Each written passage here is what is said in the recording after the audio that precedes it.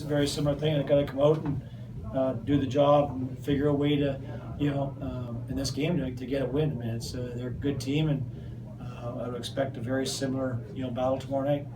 Questions? Just how the regular season went. I don't think anyone really expected it would happen last night. So, you talked a lot about the resiliency in the team, and that sort of had to come to light today. So, how you sort of incite them, to this game tonight? I just talked about the resiliency. I said it's tough to get beat in your home ice 6-2 last night. And come back and knowing that they're a good hockey team. Knowing that you got your hands full coming back the second night. Like we knew we had our hands full coming into the series in the first place, but to get down in the first game and get beat like that, tonight was, I think the scoring chances were very low throughout the course of the night. For both teams in the first two periods, I thought both teams' power play struggled.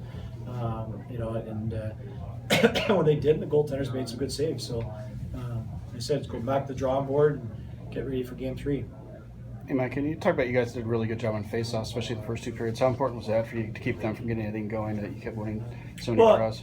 Yeah, they're obviously important for possession. You get out of your zone, keep pucks in the zone, and I think we capitalized very well on them. I thought, again, they're a good team. They blocked a lot of shots in the first period. We won a lot of draws in the offensive zone, and we couldn't get pucks down into the paint, and so it's every little intangible is important. We talked about that going into the game, is that you got to take every face-off like it could be the difference maker in the game. Every block shot's a difference maker. Every foot race, every clear, every chip in the zone, every offensive opportunity you get, you got to lean on it and bury it and get it into the back of the net.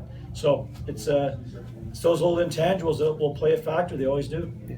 Maybe I wanted to talk to you guys about the face-offs. That's after the second period. You were 13-2 tonight. How big of a factor do you think that was for you guys, keeping them from getting any kind of their normal play going? Yeah, it's huge. You start with the puck, it's that much easier to generate offense and break out of your zone. So we talk about that all the time. And tonight did a good job of that. Give me an idea why you were so much better tonight. Like last time it was fairly close. It was 34-31 as a team. What was different tonight, do you think? I think our intensity was just up a lot more tonight than it was last night. All over the ice, not just face-off. So I think that helped out a lot. Our wingers were getting in tight and helping us win some, so that helped out a lot. What's it like? I mean, when you're playing in one of these kinds of elimination games, what's it like as a player coming in? Like, how motivated were you guys when this game started, do you think? Yeah, it's always you always get up for these games, a little bit more than others. But at the same time, you try to control your emotions, because you start getting running around. It's tough, you take some stupid penalties and stuff like that. So over the years, I've played. All the guys have played in quite a few now. So we try to just learn from experience, and we did a good job tonight. So. And the way game one worked out, was that some of this motivation too? I mean, not just to lose, but to have kind of a loss. It's kind of straight up like to see usually. Yeah, we were just really disappointed with our effort last night. So to bounce back tonight was really good. Yeah.